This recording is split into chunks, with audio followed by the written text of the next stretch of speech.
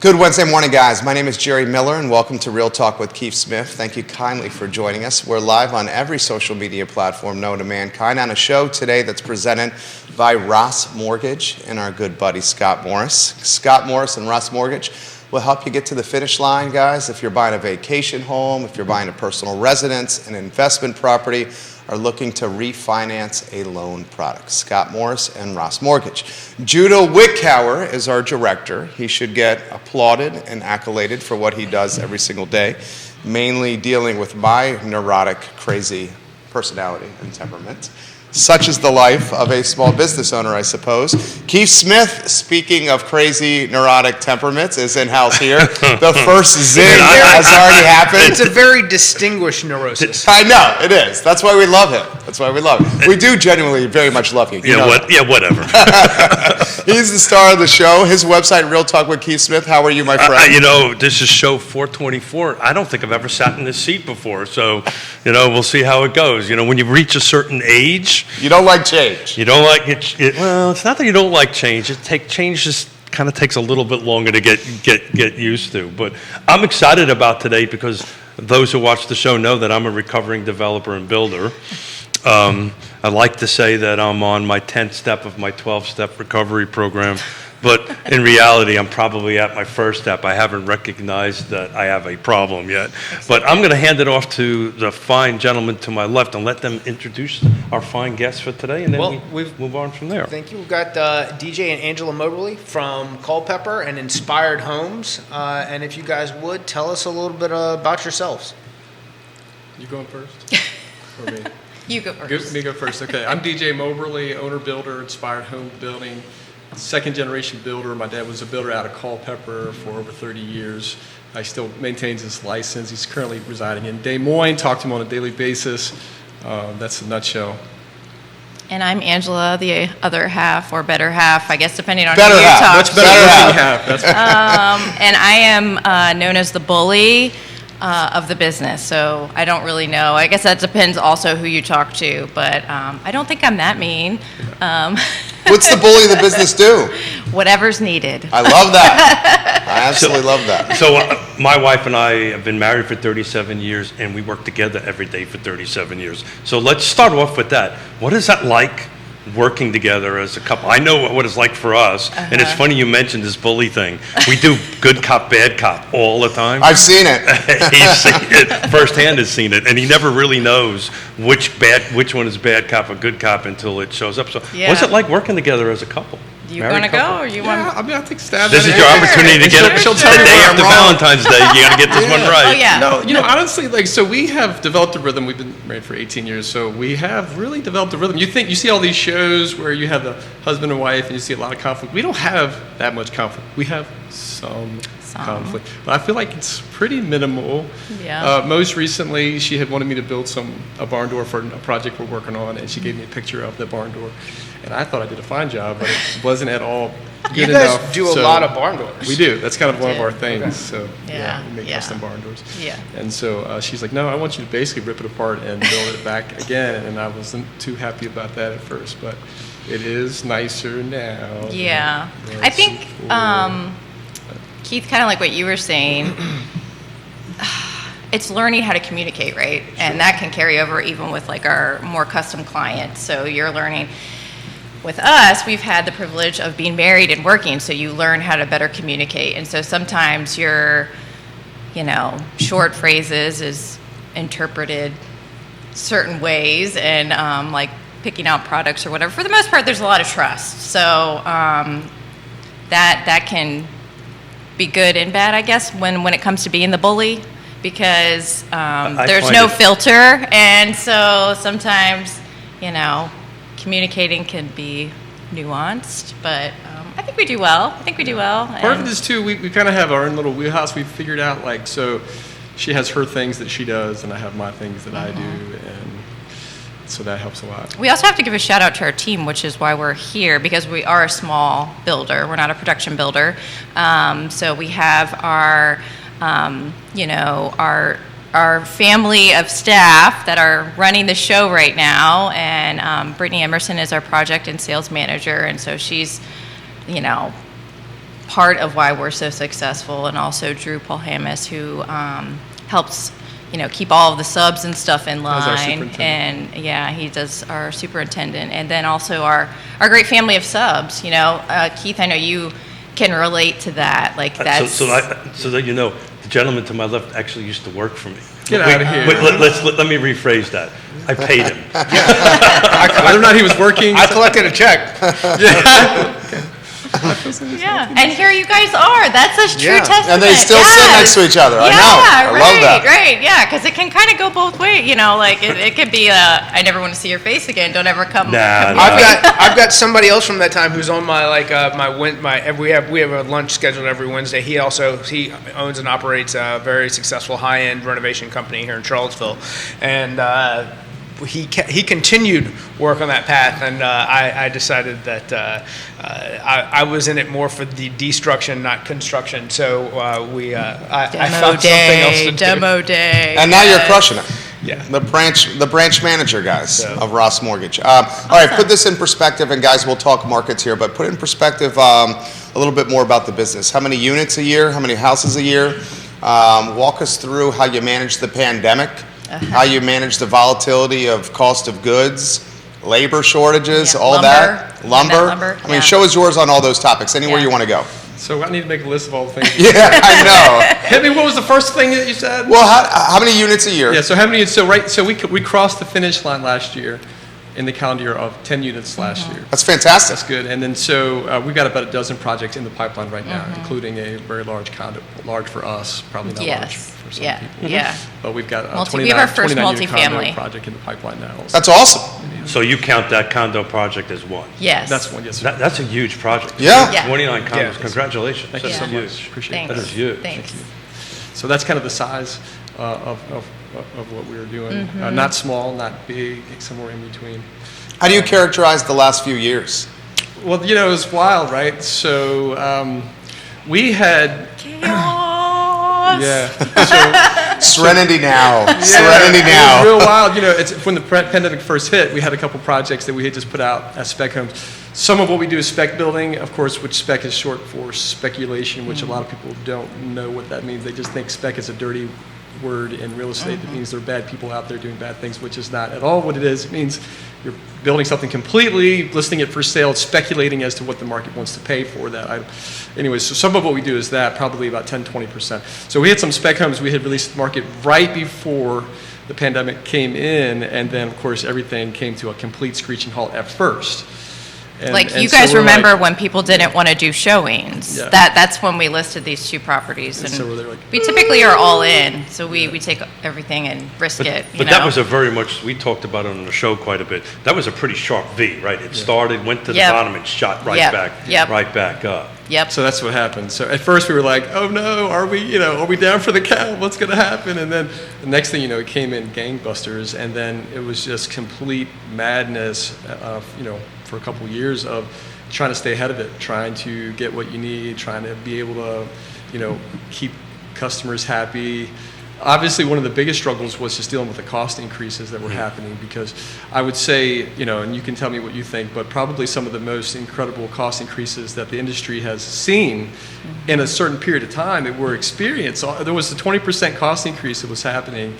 So for a builder who does a lot of fixed fee builds, which is what we do, you can imagine the complexities that came along with that. Yeah. So you don't have an escalation clause in your contract? Well, you do now. I bet you do now. Yeah, so that's a really gray area, right? Figuring out how you're going to do an escalation clause with clients, because part of it is part of what we want to do with our clients is create what we call a safe contract for them. We want happy customers at the end of the construction process, and if you beat them up with price stuff, you're not going to have that. But then the other part of it is You also have to have a company you have to make that's a living. If you don't Right. make a living, literally, the builders don't make a living. No more houses get built, right? Yeah, So trying to figure out the in between. And it's a delicate thing. I come from this world, and Yeah. I've been excited about today because I can get to geek out a little bit on new construction. But it's a double-edged sword, right? Because yes, you don't want to kind of nickel and dime the client to death, but on the other hand, they want you to show up a year after they finish Yes. the home to go ahead and do Yeah, the yeah, punch yeah. list. Right, So, right, right. so there's a delicate balance there that you have to navigate Yeah. through it. So talk about your sales process. I'm a real estate agent. I'm not allowed to say the word realtor because I can't say it because I'm a Yankee and You did a pretty good job. That, right that was there. pretty good. Really? Yeah. You threw an extra. In I'm there, getting but- all the Was positive it Pam vibes. Dent or Donna Getting all Patton the that was giving you a hard positive time? vibes. Donna Patton. No, that would, so my wife, Mrs. Smith, Yonna, beats We that should've had into her me on, a too. daily basis. Bring We'll her have to have, on. we'll have, Bring to have her on. Well, Follow up. no. She's not coming. She didn't want to come today. Yeah. I could learn from her. Yeah, I could learn. Commit Yonna to a show now on air. CC, Real Talk Keith Smith. Yeah. I get the Because I'll sit there, you'll sit there, she will sit there, and between Jerry and you two, I won't have a darn Oh, okay. on that end of it. I got But you. talk about your process, right? I'm a real estate agent. I've got a client that wants to do a custom build because that's what we're talking about. I don't have a piece of land. What's my next step with you guys? Or let's say they do have a piece of land. Okay. So what is the two differences between someone who comes to you with nothing but an idea and then someone who says, hey, I've got 5 acres of property. What does this look like moving forward? Sure. So one of the unique things about us as a builder is we say, hey, we're kind of an in-between the production builder and the 100% full custom. So we've coined a phrase that we call hybrid custom building, which is similar to maybe semi-custom. So our approach is a little bit different from a lot of the people that you see out there. You have the full production builders, would typically they're mass producing. They'll give people maybe a few options at the end when they're about to wrap things up and get them in there. And they can make, very limited choices. And then on the other end, you have 100% full custom. So 100% full custom is obviously oftentimes you have a kind of a loose fitting contract, maybe it's cost plus, and you make, some decisions in advance, you get your blueprints, but you maybe don't nail down your specifications completely. Maybe there's lots of things that you're deciding to choose as you go. And then what'll happen, obviously, when you have that is that a builder needs to know by the end of the day on Monday what type of windows, and their clients are at work and everybody's stressed out. So it's just a very stressful situation. So we said, what's the best of both worlds? So what we try to do is nail down in advance specifications, use our model homes as templates, work with our clients to modify them, figure out something that'll work. Part of our process is, one of the most complicated things for people is figuring out, can I afford this? What can I afford? And so on our website, inspiredhomebuilding.com, we have a standard package, and we say, hey, for this standard package, we have a standard market rate. We reserve the right to change that based on changes in the marketplace. Right. But come That to us. 20% you've been talking Right, about. yeah. So Yeah. come to us and we can say what that is now. And so what we've done is kind of developed a per square foot price for our model homes between 1,600 and 2,500 square feet and say, this is our price for this package for these, for these homes in this size. And then we can work and make reasonable modifications to you, with you, depending on what you're looking for. And so what happens then, now you have some pricing information you can work with. Now you can look at the market, you can get your Zillow app out on your phone, you can get your realtor that you trust involved, and you can go out and start hunting for land that makes sense to put your numbers together. So let's say you went to Scott and said, hey Scott, what can I get pre-approved for new construction? Scott's going to be able to work up what your all-in budget is, and now you've got numbers from us that you can work with, and now you can Zillow app and see what land is available where. Maybe your dream is to have 10, 15 acres out in Madison County, Virginia, where you can have a farmette, you can have some chickens, and you can Because the cost of eggs, right? because the cost of eggs. Yeah. And so, you want some goats, whatever you want, and now you can say, hey, now your dream of having something like that, you have numbers that you can work with, and so that's kind of the approach we have. So I've been doing this for 3.5 decades. That's probably the best I was just explanation literally gonna I've say that. ever Yeah. heard for that line of work. That was fantastic. I was literally gotta just tell going to you, say that. that was outstanding. Thank you so much. That was succinct and very clear, and I have to give him props as well. Thought that was absolutely fantastic. So often I have people who jump into the process who have no idea where to begin and where to start, and they have a much more custom idea of what they want. And then when you ask questions like, well, have you spoken to an architect? Do you have a builder who's built a house similar to what you're describing? Because if you don't have plans and no one, you're describing this very fanciful thing to me with an art studio upstairs of a, whatever, of your yoga place, and like, who's accounting for this? Scott has chickens. The waste and trying to like come up with what you're doing. A lot of times they just don't. So what I like to do is direct them to a builder and say, hey, please go look at this website. Look at what these houses look like and see if that's comparable to what you're trying to do, so we can get an idea of how to help you to begin with. Right. But the approach that you're taking, again, just geeking out on it, where, hey, this is our floor plan. We're allowed to modify it a little bit. I'm assuming you got some in-house drafting capabilities. We do. We have a fantastic third-party drafter named Design Options in Culpeper. It's no secret. They have all of our files on hand. We have a close partnership with them.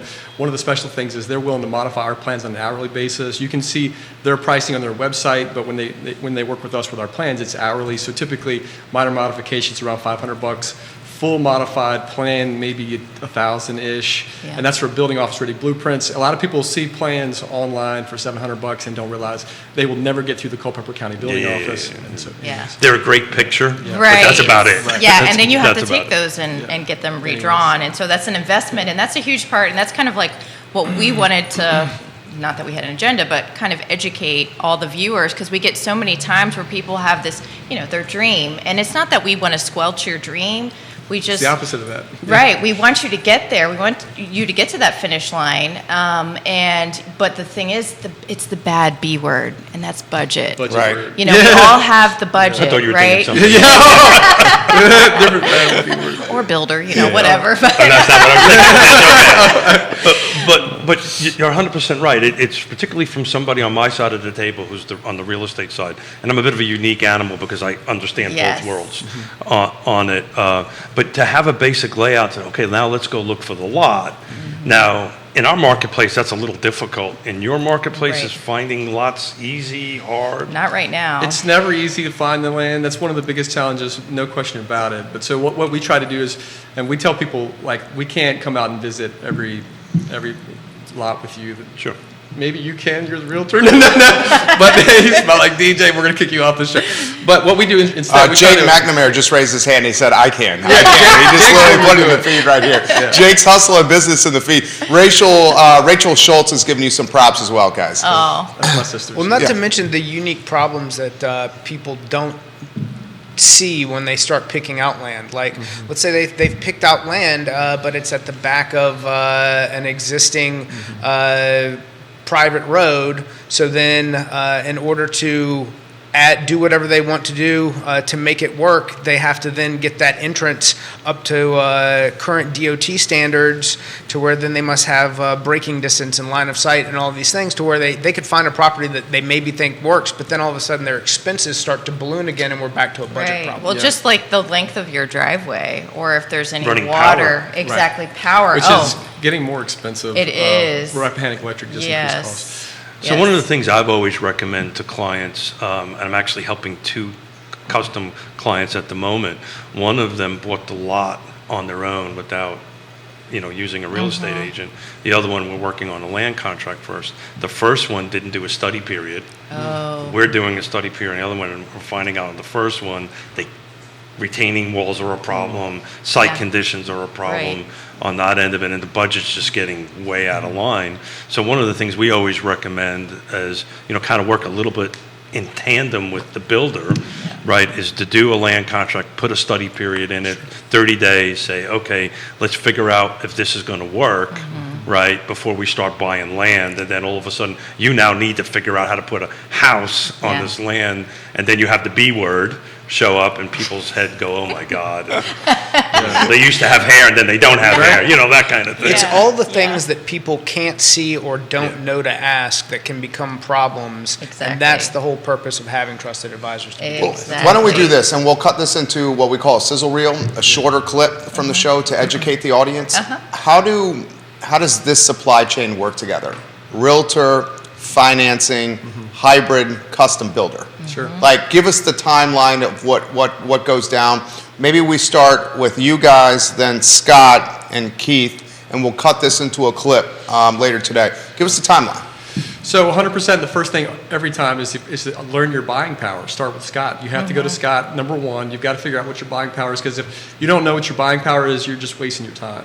Yeah. So start with that, and then I think it's also important to talk to your builder. Secondly, to figure out kind of what building numbers roundabout should look like, and now you can talk to your realtor and start looking for hunting for land. I mean, that'd be my... And we encourage everyone that comes to us to shop, because it's just like, I know we joke about marriage, but not every relationship is meant to be together, and there's different styles of building, there's different relationships, and so really, not just look at the financial component, while that is important, but also do you see this as a starter home? Do you see this as your forever home? And those sorts of questions that are like, you know what, I want to live in this home for at least 15 years, and I want to be able to have these customizations versus maybe I want a production builder and just want to change my wall color, or those sorts of things, because that's about our clients. We're serving our clients in that way, and obviously involving a real estate agent is important in the dynamic of the relationship as well.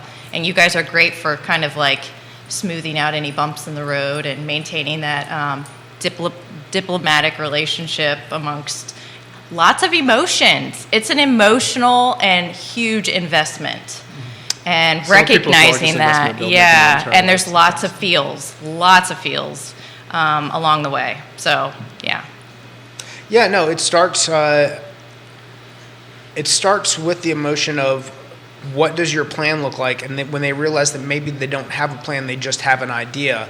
How have rates affected what you can afford versus what you thought you could afford prior 2 years ago?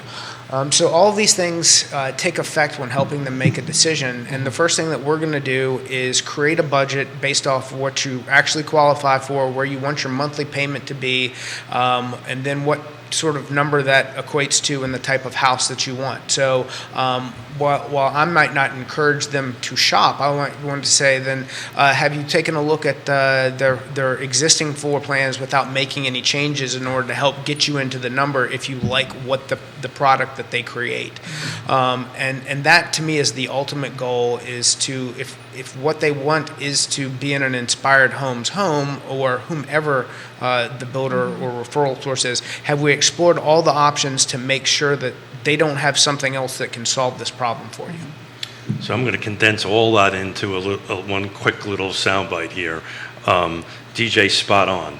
First, figure out what you can afford, without a doubt. Otherwise, we're not setting the proper expectations across the board. Angela's 100% right.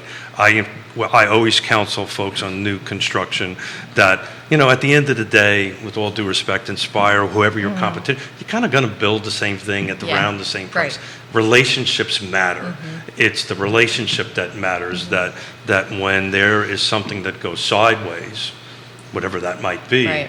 Scott's around to help. Your team's around to Yep. help. My team's around to help to put together the trusted advisors that get you to the finish end. And more importantly, we're all going to be here after the closing. Right. We're all going to be after you move in to help you when that toilet doesn't quite flush right, or there's a little issue, and we usually get the call first. Say, did you call Inspire? No, but what should I do? Well, let's call Inspire first and follow their processes and then move forward. But you guys are spot on. Figure out what you can afford realistically, and then establish the right relationships. Yep. Then after that, everything will fall in Yep. place. Yep. Christine Hutzell, giving you guys some props. Aw. Nate Clancy, welcome to the program. You got Marty Walters giving you guys some props right now. I see Nice. Madison, Culpeper, much of Northern Virginia, Richmond, Lynchburg, Southwestern Virginia on the feed, Waynesboro on the feed. Guys, put in perspective the Culpeper and the Madison markets. I mean, it sounds like you guys are booming. Are the affordability issues that are undoubtedly strapping Charlottesville and Albemarle County, are they tailwinds and positive momentum for Culpeper and Madison? Is that what we're seeing here? Culpeper's a growing area. I mean, what it is, I think a lot of, there's Northern Virginia sprawl undoubtedly happening. People are looking at, do I want to stay in Alexandria in this mess, or find something a little bit better where I can commute or telework? And Culpeper has been a great spot for that. Culpeper is rated nationally as one of the best small towns in the country. So, the interest in Culpeper just seems to only increase. So Yeah. I think it's on fire. Yeah, there's challenges with helping clients find land. And that's part of the emotional component with building, especially clients that want to see this as kind of more of a forever move or at least long-term move. So the demographic that we seem to capture is actually kind of our demographic. So, families that have children, and maybe looking to stay there for a good 10 years. We're downsizers, a lot of them. Yeah, and also too downsizers, the flip of that, so the retiree age, and they want all one living. What are you And looking at me when you're saying that? Downsize. You don't need all those extra rooms anymore. Amen to that. but with Culpeper particularly, the price of land is really the Just as you guys hardest. were talking, I just pulled up on the MLS Yeah. what's available in Culpeper, Yeah.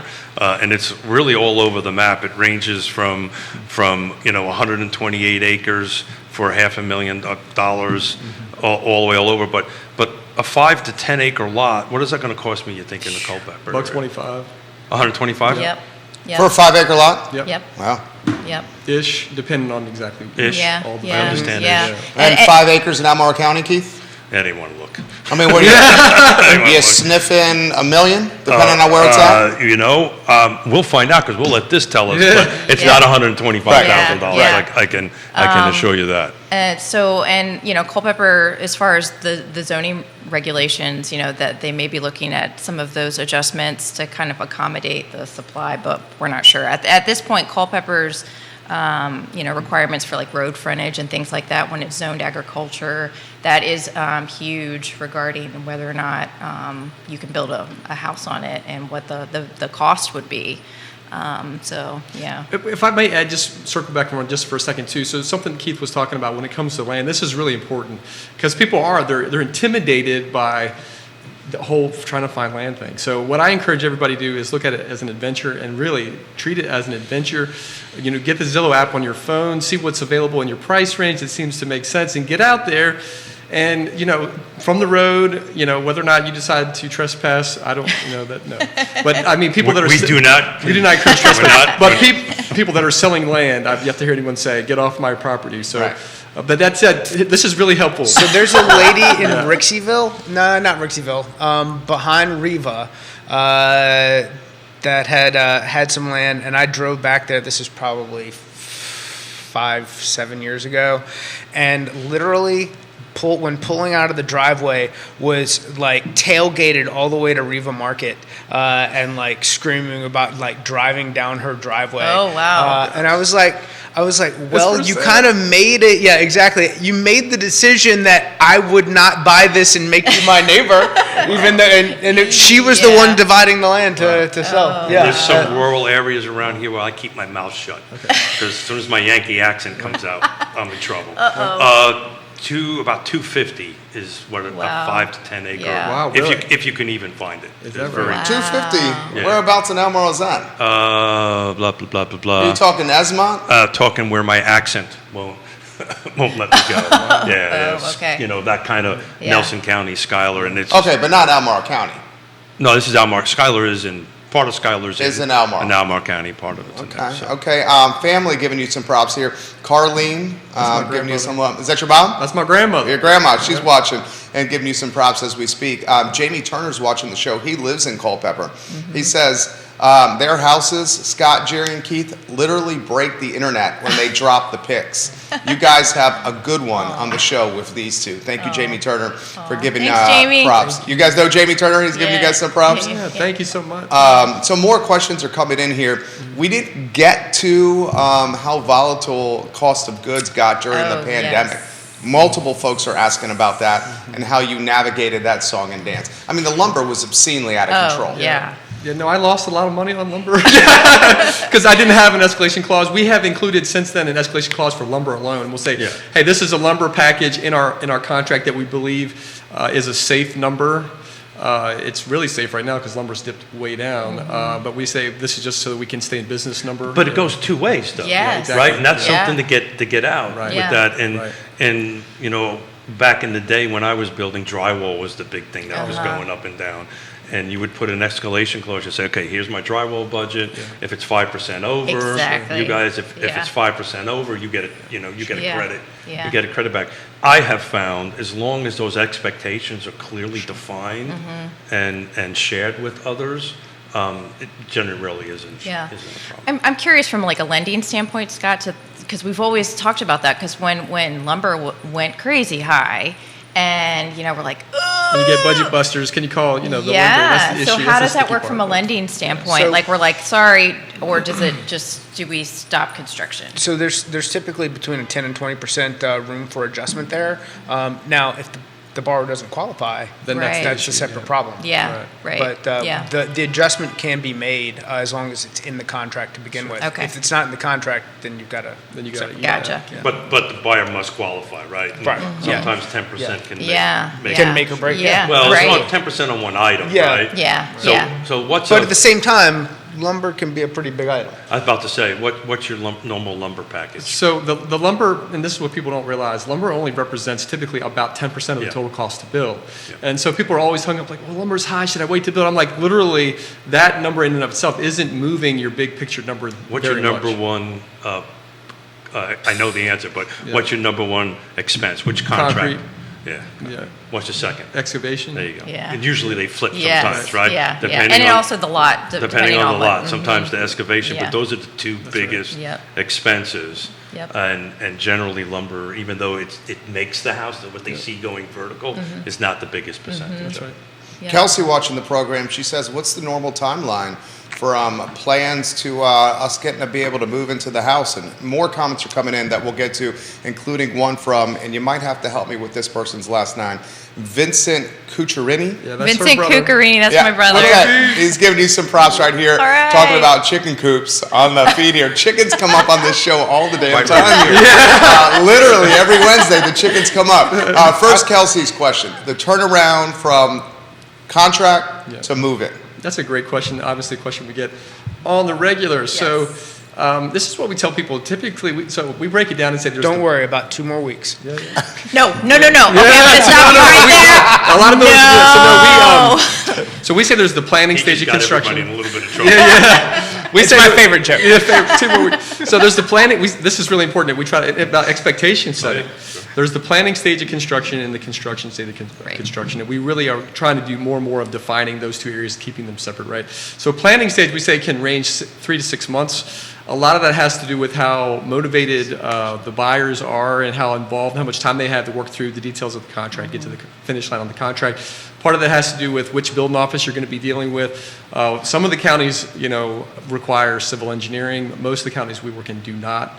So those are important factors. But once you get your blueprints and you get your funding from your lender, and we've gotten everything done, and we go all the way to the building office and apply for a building permit, even at that point, building offices range in terms of how quickly they'll Right. process your permit. Permit. Culpeper has literally ranged anywhere from 1 week to 2 months, and you have no idea because it depends on their staffing and on and on and on. Right. That's a difficult thing to explain It to a is. buyer, that I can't start my delivery clock Yep. until I get that. And what about the septic permits? Are they? Yeah. Oh, the wells. Culpeper Health Department, Well- so that of course has to happen. That happens before you even go to the building office. Yeah. It's part of Sure. the planning stage. Sure. Culpeper Health Department's typically ranging 1 to 2 months Yeah. to get everything through the health department. So conceivably, from the time you have your set of plans, Yep. you picked your lot, Yep. it's anywhere between 3 to 6 months from the time to get your septic permits, Yep. your Yep. building permits, before you can put a bulldozer Yep. on the job site. 100% correct. And then, Yep. so then let's say you get your building permit, now you're off to the races. So from that point, we tell everybody, this is how we handle it. Every builder can handle it however they want to handle it. Our goal always is to be what we call transparent to a fault. That is our honest goal all the time. So what we tell people is, look, we cannot guarantee you a completion move-in date, because if we did that, we would be lying from the jump. We just can't guarantee that. But what we can do is tell you what our current average is. And so currently our average from when we get a building permit pulled is about 9.5 months. That's our average. There are builders out there that claim to be faster. Some of them are telling the truth, maybe. Anyways, that being said, 9.5 is our average. What we do for our clients is we say, look, our sales project manager, Brittany, who we mentioned to you, has a Gantt chart that shows how all the things are interconnected. So as we progress through the process, if you'd like to get an updated projected completion date, send an email to Brittany and say, hey, what are we tracking on right now? And she'll kick back, an updated projected completion date. And we tell everybody, please understand that it's a moving target.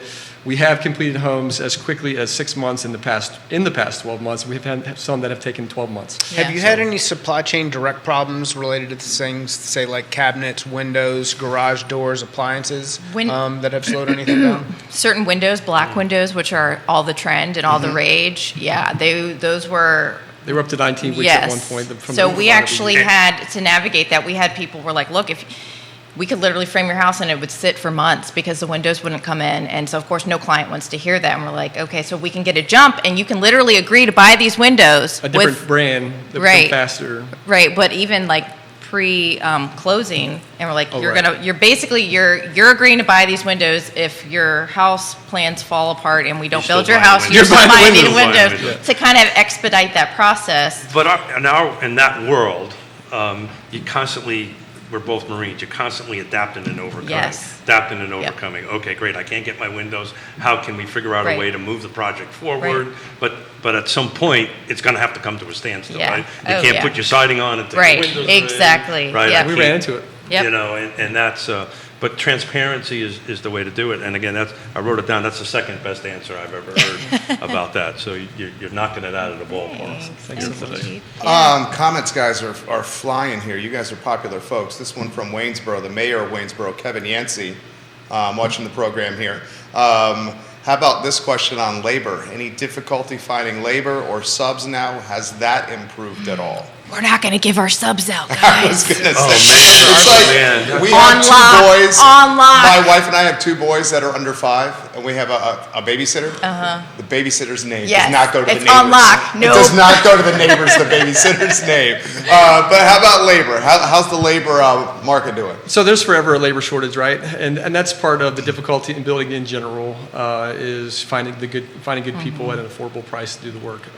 What happens, of course, as a builder over time is you develop your relationships that are in place with people that you know and trust, that you have agreements across the board with how you're going to do business. And literally we're at a place where our people just move from one of our jobs to the next job, and they know what's expected from us, and we have a positive relationship and love working with them. So that's where we're at. I think if you need to fill a gap because something happened to one of them, now you're back to that challenge again. But Yeah, once you find a good one, exactly, keep them. Exactly. And you constantly make sure you keep them busy or the person busy to go moving, because once you get out of their cycle and Keith grabs them, someone else is going to grab them. Getting them back would be very, very difficult. But this is back to this whole chain of what we do, these trusted advisors, starting with Scott and my side of the table and your side of the table and everybody through it. There's just a myriad of trusted advisors to get you to that finish line. And I wrote this down. This is going to be a facetious question. You thinking about opening a shop here, maybe?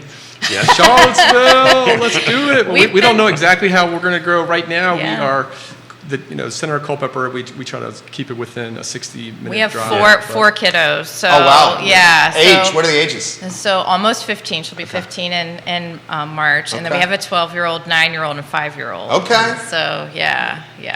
That's the age Now I know why spectrum. you don't have any hair. Well, I started losing my hair when I was 18, believe it or not. Right after I started dating her. DJ, you look sharp. No, I'm getting in big trouble. You look sharp. It looks good on you. I would be remiss not to highlight this viewer. Auntie C is watching in orange. Okay, Auntie C, put the comment that in the comment section. She's watching in orange. Auntie C, my hearing is like yours. I don't have hearing aids. He's telling me to do Auntie C is watching. She wanted to Thanks, make sure that I highlighted that on the show for the viewers and listeners. Andre Xavier is watching the program. He's the travel and vacation entrepreneur here in Charlottesville. Okay. You've kind of highlighted this question, but I think it's worth highlighting again. How would you characterize your builds, he says? Custom, standard plus upgrades. You called it, I believe, hybrid custom home building. Is that what you called it? Exactly, 100%. So Yeah. that's a term that I don't know if we coined it. I think we coined it. Maybe we did. Maybe We someone made else it has up. used it. But you got hybrid cars out there. We're a hybrid custom builder. I like it better than semi-custom. Yeah. I like It has Yeah. a better ring to it, It right? rings much We better. just have to explain it. We're like, what does that I mean? may just steal that, by the way. That one's good. Yeah.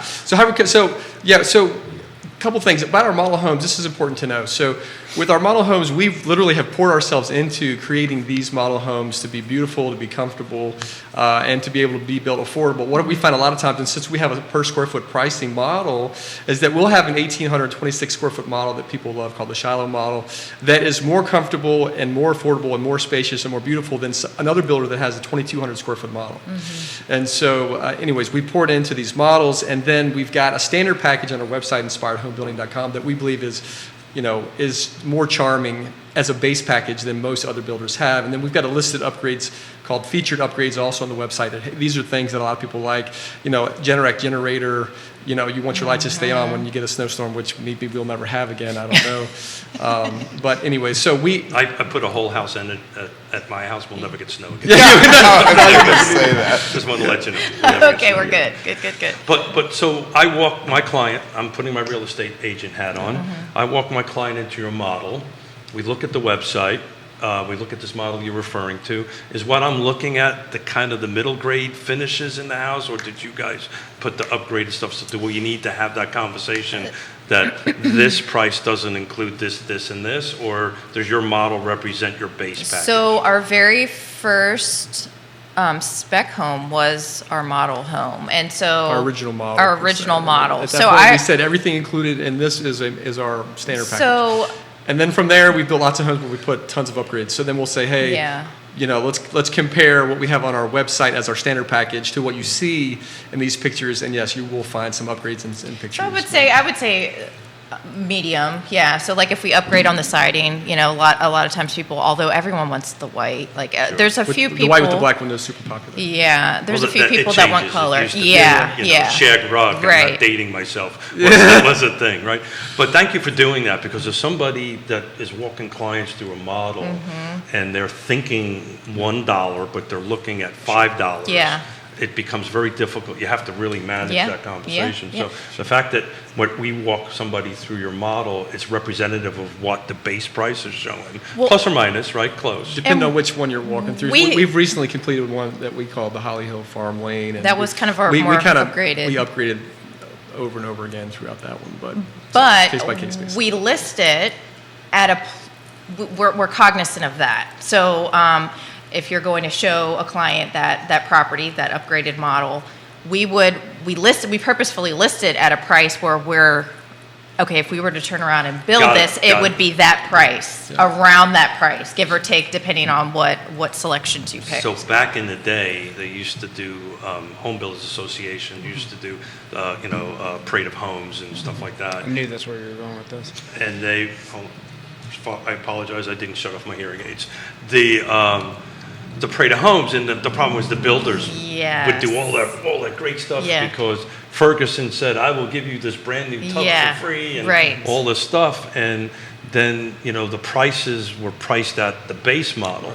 So I like the fact that Yeah. you are listing the Yeah. model at, hey, if you're going to Right. buy this, it includes everything. Right. Well, I mean, and it would be a disservice to our clients that we are currently building for, and they're like, "Hey, wait, you just listed this house for this price, Yeah, and you're charging me this," and so that doesn't seem that would be kind of shooting our foot, Well, thank you ourselves for in the doing foot. that. We got to highlight, speaking of family, cuz Tessa is here as well. Oh, Tessa Nicholson is Hey, giving you Tessa. guys some props. When the Moberleys come on the show, the family comes out to watch the Yes! program. I love that. Bring 'em out. Is it Drew Paul Hummus? That's our Hammis. superintendent. Yay, watching the what's program? up, Drew? Stephanie Minter giving you Hold some it, how come he's props. not out working? Get back to work, Drew. Get back to I work. knew he was going to say that right there. How come he's not working? viewers You're the and- one that's supposed to say that. That's right. Viewers and listeners, you can offer questions or give them some props just by putting it live in the comment section.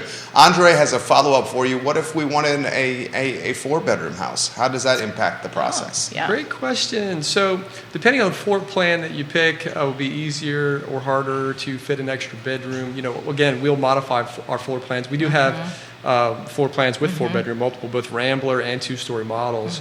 The only real change in terms of the cost outside of the square footage change is the fact that if you label a room a bedroom now, your drain field has to be reflective. Right. So, how much price increase that turns into really depends on your soil. We've actually had, every different property is very different for the soil. You can have a 5-bedroom on one property that is cheaper than a 3-bedroom on another property. So, Right. there's a very Yeah. clear as mud answer. But Well, and also too, there's always, if you have a basement, and you want to put another bedroom, depending on what the purpose is of is it a guest room? Like you could finish a portion of your basement if you want to capture that without causing too much of a price increase. So we really, our goal is we want to help educate you and your options for your home that you are going to live in and enjoy. And so we in the budget that you're supposed to stay in. So all of that is things that we just want to help people realize. So back to DJ was talking about septic and stuff, and I'm going to go back to the importance of getting study periods in a Yes. land contract, because one of them is also a soil study period. And when I counsel folks to buy land, if you think you're going to do a 3-bedroom house, why don't we test it for a 4-bedroom, Right. right? To make sure that the land will actually, because you never know, situation might change. You Yeah. might want to add an extra bedroom Right. into it, so your system is designed and built for that, so that you can expand it if you're having this conversation or you go to sell it. It becomes very useful when you're going to go to sell it, that, hey, Yeah. I'm set up for a 4-bedroom instead of a Right. 3-bedroom. Quite often, it's the other way around. There's a 4-bedroom house on a 3-bedroom Yeah. septic Yeah. system, and that Yeah. becomes a whole issue Yep. into Yep. itself. Yep. How did the rising rates impact demand with your business? Did you see any step back in interest or demand with rates going up? So once again, our goal is always transparency to a fault. That's just who we are. I mean, the fact of the matter is, our phone isn't completely ringing off the hook this same time this year as it was this time last year. But we still have a steady stream of people that are contacting us. Yeah. They're interested in building. I'm talking to people almost on a daily basis who are interested. I mean, obviously, some people right now are going to be a little priced out of it where they wouldn't have been a year ago. That's just the fact of the matter right now. But that doesn't mean there aren't Yeah. people that What are we at, are 6.5, good credit on a 30 fix? 6.5. We're creeping up to 6.75 again. So we're talking daily. 2x year over year, rates Yeah. jump, 2x plus. But Yeah. again, and this is what's wild. 2 weeks ago, we were, I was quoting rates at 5.25, well qualified, no discount points, no nothing. So it's really all about what the message that's being delivered from the Fed and how the market's reacting to the inflation news. We got a mixed bag in yesterday's CPI, and because of that, we've got kind of a pretty flat market, a lot of unch on the board. So even though things are sitting unchanged, they're not really moving more positive or negative in one direction versus the other. Good take right there from Scott. Let's cut that into a clip. And it's dated, so make sure that sizzle reel gets out today, please. Do we see rates moving higher? I know you don't have a crystal ball here. Inflation came in hot yesterday. CPI number was hot. Was it hot or was it flat? Because it came in improved year over year, but 0.5% better, worse than what they expected it. Not as good as they expected it to be. Yeah, that's fair. With that said, this goes back to exactly what I said to expect: volatility. It's going to be very volatile as we progress, and I think the bigger hang-up is we get from 8 to 5, from 8 to 4, but how do they get from 4 to 2? That's where the big hang-up's going to be. So You might want to quantify 4 to 2. 8% inflation to 4% inflation, and they're trying to get to 2. So how can they move they can probably easily move the needle from 8 to 4. Not to 2. Can they move the needle from 4 to 2? And that's on inflation, not rates, mortgage rates. But that's going to be the problem. So There you go. That's a good mark right there. Go ahead, Keith. up and down for sure. We all agree with that. Are you still standing firm that at the end of the year we're going to be sub 5 or somewhere around Everybody 5. at this table is listening very closely on Yes, this because we're all very excited. No, no, I firmly believe that if we get to 4% inflation, Yeah. we'll be at a 5%, give or take, kind of 30-year mortgage, 30-year fix. I haven't looked at what's the 10-year yield today. 3.7 Well, something. let's throw this to DJ and Angela. Let's say we get down to below 5 We're right around 5. or right around 5. Is that good for the market? What would that do? I mean, you're going to have a hell of a lot more buyers jumping into the mix here. Yeah. And it sounds like you guys have a little more flexibility or wiggle room in the Culpeper market with inventory and with land to buy. I mean, Albemarle and Charlottesville, you got nothing. inventory is You got nothing in Culpeper tough too? right now. Yeah. Yeah. And Okay. that's just going to complicate the land problem that everybody's already experiencing. There you go. So what happens in that scenario if we start dropping below 5? What do you think the impact of that's going to be? You know, something we were talking about this on the way here. Like I'm like you. I don't really do much in terms of projections or crystal ball stuff because as much craziness it matters if we have all experienced. I'd say, look, I have really no clue how things will be impacted when rates drop. Obviously, the lower the better from a building point of view. I want people to be able to afford the homes we can build. So obviously, it'd be advantageous if they came down a little bit. but- Yeah. So if you have dirt, that's the first thing. You Yes. need, That's right. Right. Yes. You gotta, everything always goes with the land, so you gotta Right. have land first. I think of my opinion on the resale side of things. When we start hitting 5, it's going to make it so much harder for the resale side. New Right. construction, very different story. Explain Yes. that. Explain why. Yes. So as far as on our end of it, it's just there's going to be more buyers coming in, more buyers to buy it. New construction on that. Somebody who wants to do a new construction home, that extra point is going to make a huge difference on the amount of house. They've already made the commitment to go through the new construction process. As far as the resale side of things, it's just going to, I'm looking at the numbers right now on our footprint. 72 homes came on the market the last 7 days, 76 went pending. So it's pretty much on par. Yeah. So as fast as things are coming in, Yeah. fast as things going off, which is from the resale end, I think Right. when interest rates drop, that's just going to be more phonetic. Well, What? how about we just call it crazy? Crazy. Yeah. Calls it crazy. Every once in a while, I try to create a new word. Yeah, I do too. But I think on your end, on the Yeah. build side, I think it's going to be a good thing. Yeah. I really do, because you're going to have people it's- say, okay, now I'm ready to do this. It's interesting too because we've gotten a few calls within the last month of people that have been renting. Yeah. And rent has gone up. And So rents keep climbing. Now they're like, hey, do you have anything you're getting ready? Because we've kind of established a trend where people will see a sign and they're like, are you going to list this house? Like, especially if it gets a lot of traffic, if it's not already on the market. And so they're like, or is it for a client? Like that, those are the questions. Is this for a client or are you going to list it? Because I'm going to watch it. I'm going to watch it. And what do you think you're going to list it for? And so we've gotten calls and they're interested. And when would the projection of when it will be completed because their lease, ending and if they need to look for another place to live to rent, but it's the rent right now, they want to buy. They're motivated to buy because they're like, I'm spending $2,000 a month in rent. To that point, do you guys have specs that are in process at the moment? Great question. We only have one. And it's getting ready to Yeah. cross the finish line, and we'll go live on Yeah. a listing with Mr. Jake McNamara here pretty soon, actually. Yeah, yeah. And you will sell it very quickly. Thank you. You absolutely. That question's come in from Grayson. Grayson, we love when you watch the show. Can your guests put in perspective the mindset of building a spec home and the courage it takes, the risk it takes, and the nerves they may be feeling through the process? That's a great question. You're speaking to our emotions. Yeah, so we, again, right now, spec building isn't a large percentage of what we do. It started off being like The our only only thing thing. that we did. So Yep. we've and part of that is just because the demand came in and we're just taking open doors as they come. But we love it. It's crazy. You've got to, I'm trying not to say things I shouldn't say it live. Keith probably knows he already knows. So I'll tell my story. Those who watch, I lost $17 million Yeah. in You say that the all. Yeah. last downturn, so I know Yeah. what you're talking about. Yeah. But the risk reward is, Right. Is You there. got to be a little crazy. gotta be Just a willing to- little bit Thank you. crazy. Go in hard. I mean, there's not a lot of, and I'll throw it back to you, there are not a lot of small builders in the area, local builders in the area, that are doing spec builds. Yeah.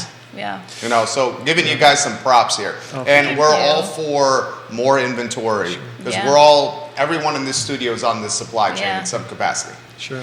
So what's interesting too is for our specs, our personal specs, our goal has always been to try to make it better.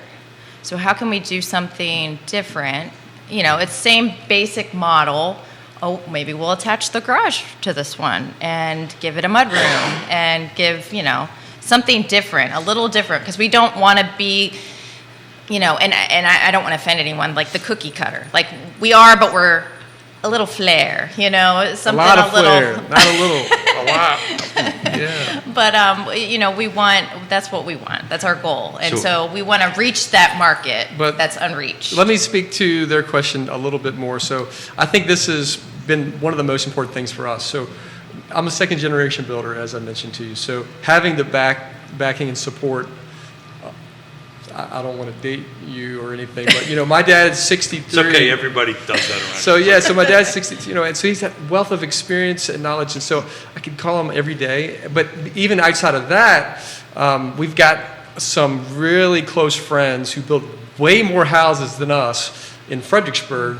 One of which in particular, who I refer to as my mentor, D. Harding. So those are the Ironwood guys out Yep, there. Ironwood And Homes. D. Harding was also like my dad. He was willing for me to call him every single day. And so, you know, unless you have people who are willing to basically be full-time consultants, Mentors, having it's something a good that you don't mentor, want to yeah. do. Dad's got 3 years on me, but Okay, just good. to get that out there. You know, that's what we call them, trusted advisors and mentors. I'm really curious. You got me excited about the condo project. Talk about that. Me too.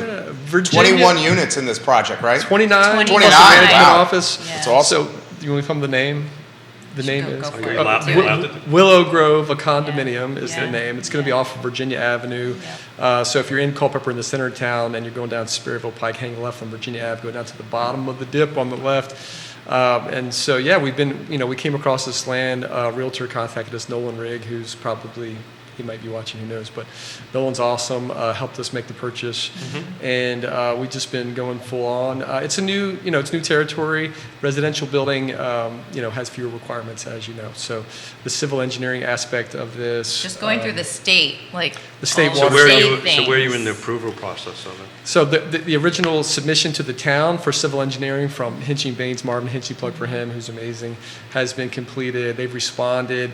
Everything's been submitted to the state for the water stuff, DEQ, and so from what I understand, it's the black hole in terms of. Department of Environmental Quality is a black hole. I recently helped a volunteer fire department build a new firehouse that took 9 months to get through DEQ. Wow, yeah, we were Not told to give you bad news. But Yeah. no, he said from the jump is 5 to 7 months to get through there, and so everything's going through there. Getting full trade schematics is a new requirement that we had not been, you know, never had to do with residential. You get your electrical sprinkler system installed is a new component for condominiums. It's all done. Blueprints are done.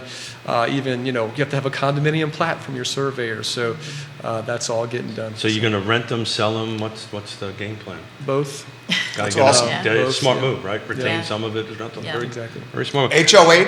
HOA. There We had is to an create an HOA. HOA. We have an Oh, attorney out of Williamsburg that's fun. specializes in Yeah. this. So We you're spent gonna like hold 4 hours on the phone with her. You're gonna hold and rent 15 of them? So Is that the plan? There's 2 buildings. The first building has 12 units, including a management office. The second building has 18 units. So the first building's technically phase 1. We're hoping to build them all at the same time. Phases if that's So we're hoping to build them all at the same time, but the first building will go up first.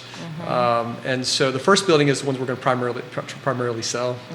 And then obviously, you know, we'll try to hold on to the second building, 18 units, and rent those units out. That's our current plan. So. I love this. I congratulate you on your Yeah. diversity. 'Cause Thank diversification you. is the key Yes. in this business. So Yes. congratulations. How's the mindset or the stress level or the emotions different with a project like this than building a home for a client? You maintain the relationship, but there is a clear-cut finish line here. Yeah. That's a great question. It is. That's a complicated question. It is. You know, when it comes don't know to, yet. No. it's almost like, number one, every client's completely different, right? There are good ones and bad ones. Sure. We won't talk about any, Scott, everyone knows who deals with customers, right? You have customers maybe that you just click with better than others. Customers that you're clicking with, you could work for them, you know, forever. And some people are a problem everywhere they're going. Yeah. When they're done being a problem for you, they're going to go be a problem for somebody else. So, great clients you can work for forever and never have any trouble, right? Big projects like this, we're obviously making very large investments into the project. So that's where the anxiety would come from on that end. I will encourage you to be very patient, keep a lot of patience. I gave a presentation, Ned Galloway and I gave a presentation to Nelson County Board of Supervisors, and I shared the normal thing that we talk a lot about, that 25% of new construction is due to regulatory expenses, and you're experiencing that right now on that end of it. So I encourage you to be patient. It'll come around on it. The diversity in the way you do business is a genius move. Thank you. Well done. Thank you. Appreciate it. Thank you. How's the business changed with you as the second generation owner? Oh, what a great question. Getting some good questions. I love it. So, and I tell this to my dad, like literally, obviously, we would never have had this opportunity if it weren't for him. And Sure. I grew up, with him every day, coming home, hearing him vent about issues he's dealing with, all my life. And so now it's reversed because he's semi-retired, but I still call him every day, and he mostly laughs at me, and but gives me input also. My dad was 100% custom builder, so that's kind of why we migrated to the hybrid custom model. So it's funny. I was on the phone with someone a couple days ago, and we were talking about the hybrid custom model. And I was like, part of it is because we have the planning stage of construction where we cross all the T's and dot all the I's. So your hardest job once we start building is to relax. And she said, yeah. I said, 100% custom builders, you're making a lot of decisions after the time starts ticking. We're driving you crazy. Sometimes you're driving us crazy, or whatever the case may be. The change orders, not knowing where all the waste is going to be all the time. Yeah. There's a lot. There's so many there's unseens that or through the process. Light fixtures arrive and they're rusted because they set out Which just happened to us. in the rain and getting soaked and was delivered and now they might not have those now. I cannot believe a supplier would do that. And just the things that people have no idea. Or we got the brand new kitchen faucet, but there's a part not in the box, and now you got to contact the manufacturer to get the new part, that's and just delays. So as I'm hearing you, there's a part of me that really misses doing this. But it ain't that I realize, But this lady I was talking to, she started kind of laughing. She's like, yeah, my ex-husband was a custom builder 100%. I was like, yeah, probably your ex-husband was stressed out to the max all the time, and so she just laughed, right? And so back to your original question. So that's why we pivoted to hybrid custom builder. And my dad 100%, supports and loves the way we've kind of shifted things. So how young were you when you started banging nails, straightening them out on the job site? When did you start swinging a hammer? So when I just got my driver's permit, I started working in an airport for the summer, and I'll spare you the story. I quit that job because, anyways, I went to my dad's job site, and he said, yeah, I'll put you up there. And literally, we were off to the races in the heat, 90 degrees in the summer, and Virginia's hot. And he had me doing all the things, Taking that out nobody else basements. Paying your dues. And, Digging yeah. out historic So historic homes basements. that makes you bring a perspective to the process that you actually know what it takes physically to go ahead and do that. I was much younger than that. My father made me straighten out nails when I was like 6 years old. You want to eat, son, straighten this thing out. So pull them out of the boards, reuse pull the them boards. out of the board, reuse the board. Yeah. Our youngest pretty much grew up on a job site. Like he was in tow. 5-year-old. Yeah, the 5-year-old. On all the stuff, Jake McNamara had him actually unload a diaper on him one Oh time. yes, yeah, one of our closings. Yeah, he had to hold Ivan, and he totally had a blowout. But yeah. So I have two daughters. One's 37 and one's 29. And they both know how to operate skid steers, track hose. That's awesome. Right? They know how to actually frame or Yeah. nail and all that kind of great stuff. So at some point, they'll have to support the old man. So we have to give him some skills. Will there be a third generation? That's a great, all these good questions, amazing questions. Okay, So, follow up to yeah, that yeah, one, because my wife and I talk about this often with our boys. She works actively in our businesses as well. Always say, would we want our boys to take over one of the businesses? Right. Would you want that? 100%, I would love Yeah. to see that.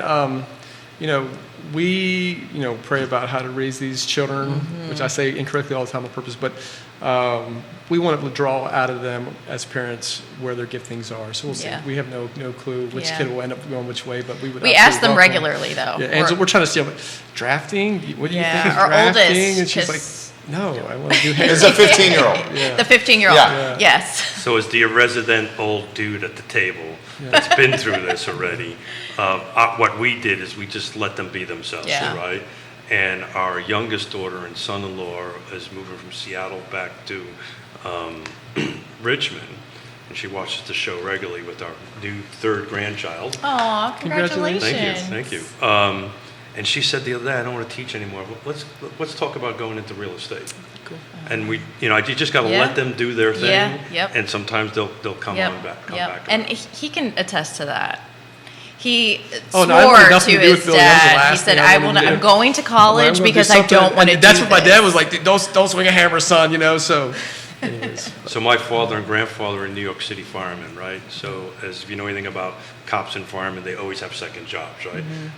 My family was always in the construction business, and I grew up that, and I swore to God I would never do it. Got out of the Marine Corps.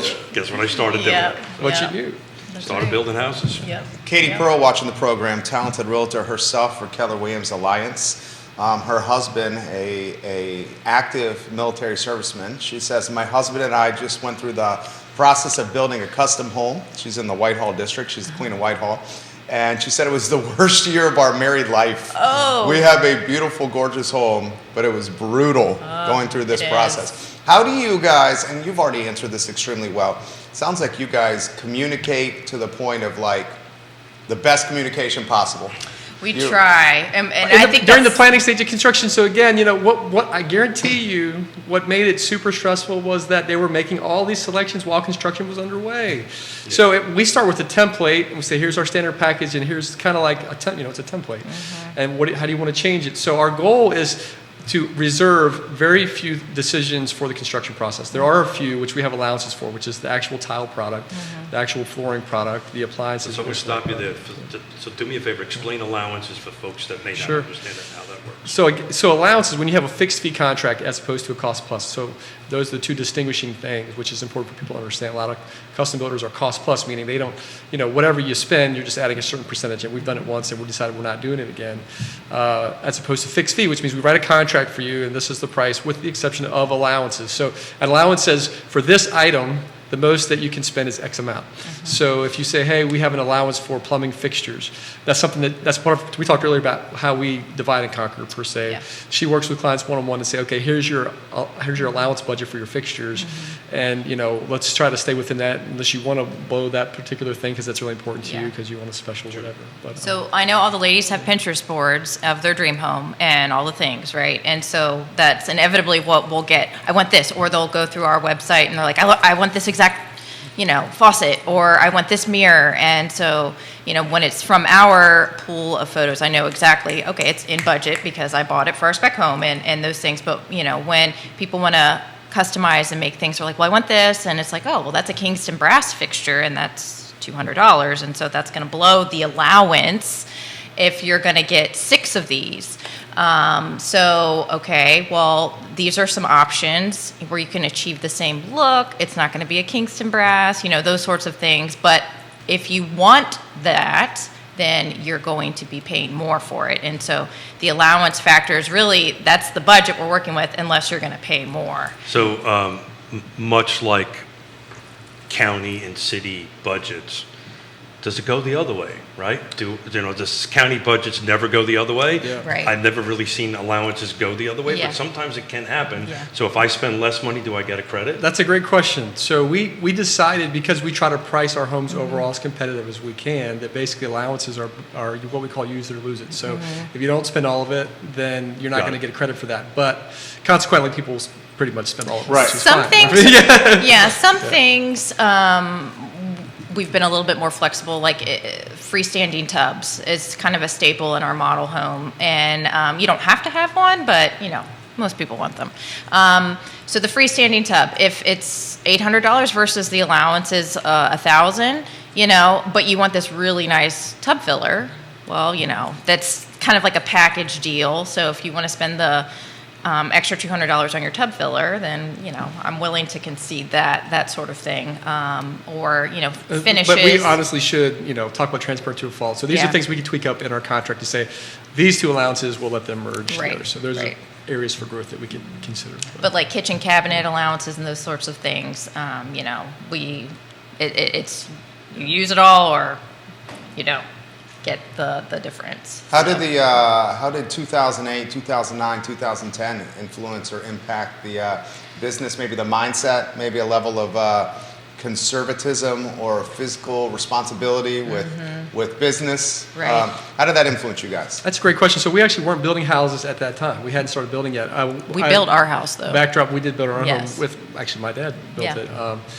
At that time, interestingly enough, part of what we also do, we also run a secondary business that is a real estate appraisal company. Okay.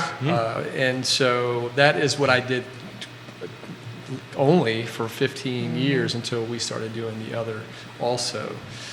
So different perspective going through all that as a real estate appraisal company. I mean, even from an appraisal point of view, when everything came in and turned upside down, we lost half of our business, overnight.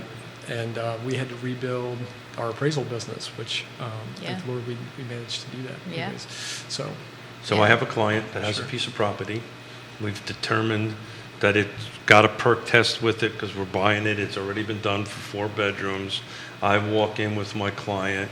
From the time that I walk in, what is the expected delivery date? So if I walk in today, what are we looking at an expected delivery date? Is it 23? Is it 24?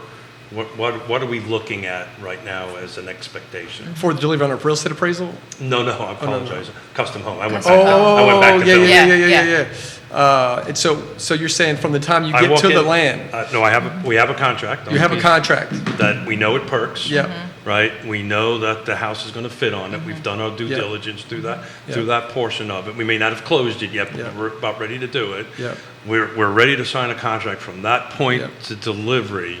What are we looking? So what I tell people, I think a realistic time frame in people's minds, from that beginning part is like realistically moving to that same time the following year. Yeah. I think that's just a realistic, thing for people. But my dad would always joke, and he would tell everybody. So I joke with people and tell them, "Hey, we're going to get you my Christmas. It probably tell you won't be which one. It won't be Yeah. this Christmas, Yeah. but it'll be my Christmas." What's That interesting, lines Keith, up right with my 2 Yeah. Exactly. So, Keith, to speak to what you're asking too, it also depends on the client, how aggressive they are. And also how well you cooperate Yes. and how the communication Yes. is happening between So everybody. this is the conversation I wanted to Yes. have for folks to understand. Right. They do control that. Yes. There's some things you can't control. Right. Which is the permitting Yes. process. Yeah. Yes. But there's things you can control to help do that. But if I remember the conversation right, you're looking somewhere 3 to 6 months before I could have put a shovel in. Yes. And then about 8 to 12 months. Yeah, so our depending goal, on- our personal goal is, yes, so from the time you're solid Average on 9.5 your land, months. it is, completely, a year, So if I walk Yeah. with the client today, I'm looking at a 24 Yep. completion. Yep. Thank you. Well, since being on the show, I've got a very well qualified client. His realtors reached out and said they want to sit down and talk to you guys. Oh, about awesome. something. We've actually had a So, couple people put that in the comment section that I tagged you guys in as well. Oh, wow. George Bowles may be reaching out to you. Awesome. or Jay. Thank you, That's guys. the gentleman Thanks. that interacted, said he needed to get in touch with you guys. Perfect. Maybe scooped up some business right here. Awesome. All right, why don't we do this? Because I know you have some perspective we want to get out on market conditions. Give that some thought here. I'd love to get some closing thoughts on you guys on the Culpeper market and why you guys are bullish and excited for the future of where you guys are working. So the show is yours on that topic. Do you want to? No, go ahead. Go Okay. ahead. Well, listen, I mean, this is where I'd like to land, I guess, and this is what I tell everybody. So if you're interested in building because your dream is to be with your family on some land and farm it, chickens, and that's where you'd like to be, that's the vision you have. Mini cows. With some little beautiful cows. This is what I tell everybody. If this is your goal, be a goal getter. So meet with Scott, figure out what your buying power is, and let's see how we can get there. Because I don't think anybody should plan their life around uncontrollable things. And I don't think you should sit back and wait for things to get better because they may not. We hope they will, but they may not. So, if your goal is to get out there, meet with Scott, figure out your buying power, at a minimum, you're learning what it would take to get where you want to be, and you'll never regret learning. So. Yep. Well said. And if you're on the fence, we talk about this frequently actually. If you're on the fence, whether you want to do custom or hybrid customizations, I would almost encourage you to contact builders if you want to do custom route, to figure out what that cost would be before you go to a drafter or an architect.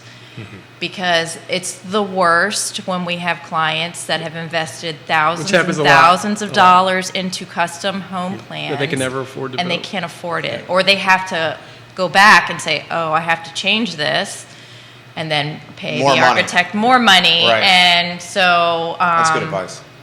yeah, and it's not clear, and that's the biggest part for us, is like we want to educate people. We have all of us professionals and experienced folks in the industry, and it's like this should be the process. Like this should be the process When they of get to which me first, a that person- is the primary Yes. conversation of. Yep. That's when I say, please contact them. Look at what they're building, see what that cost, and then reach Yes. out to create a Yep. plan. Yep. So I'm literally doing that with 2 customers right now that went out, had not thousands of dollars, tens of thousands Wow, of dollars yeah. of custom architectural built, bought lots, and went, oops. In our marketplace, custom homes are running somewhere between $300 to $400 a square foot in this Yeah, marketplace. yeah. That doesn't include the land. Right. Right. And that math explodes. We're less than that, by the way. Excuse me? We're less He's than less that. than that. Yeah, well, I was just about ready to Yes, ask. So, yeah. so your hybrid custom, Yeah. ballpark square footage. I know builders don't like being asked that question. I hated it. But Yeah. what range are you currently in? Yeah. 225, 230 a square foot Yep. There you go. for our hybrid custom models. That was Yeah. straight. That was a straight shot answer. Well done. Yep. Yeah. So that's the difference, right? So the hybrid custom is you're at that 220, 230. Yep. I'd imagine true custom in your market, it's probably similar to our numbers Yeah. here. Yeah. $300 to $400 Right. a square Yeah. foot. That's the difference. Sure. The website inspiredhomebuilding.com, I'm actually on it right now, and it's very, very communicative, very clear and succinct. I'm on the standard package page that clearly identifies everything that you get, so there's no confusion. I like this with what you guys have done. Scott Morris, my friend, what's on the mind over there? So I think Keith brought it up when we started the show. The U.S. 10-year was like 3.7. Now it's 3.8. I've kind of. I'll keep repeating this. As far as the Fed's concerned, the message they're going to be delivering is the beatings will continue until inflation improves. And right now, we're getting kind of a mixed bag, and we're volatile up. The market sentiment is everyone wants things to be better so bad that on the slightest inclination of good news, we get these huge swings downward. And I think we're going to get that again as soon as we have something that they can hang their hat on. But we're not there at the moment. So if 2 weeks ago you were quoted, right around 6%, and now you're being told at 6 3/4, that's just where the market's moved. Good clarity right there. Thank you. Ross Mortgage guy, Scott Morris, branch manager of North Carolina, Pennsylvania, and the Commonwealth of Virginia.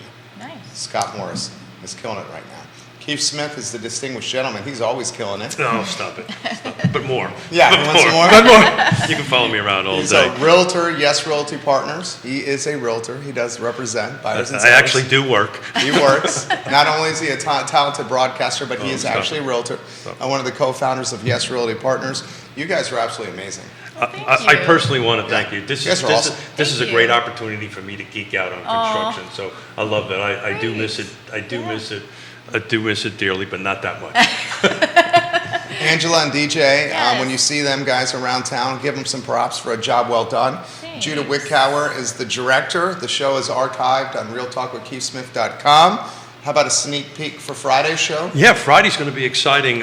In my seat here will be Moselle Booker, chairman of the Fluvanna County Board of Supervisors, and in Scott's seat will be Chris Fairchild, again a Board of Supervisors of Fluvanna. We're going to talk all things Fluvanna County, and they will be there will be beatings in my direction, I'm sure, from Especially for Fairchild. From Fairchild that way. He's already started. I've been getting text on that stuff. So I'm looking forward to it. Friday, tune in if you want to know what's going on in Fulton County. Thank you kindly for joining us, guys, on Real Talk with Keith Smith. The I Love CVille show is up in approximately 54 minutes. We will catch you then. Take care. Thanks, guys. That was a lot of fun. Thank you. So much for You'll having tell us us. your Really financial appreciate it. offer in a second. Job's well done all around.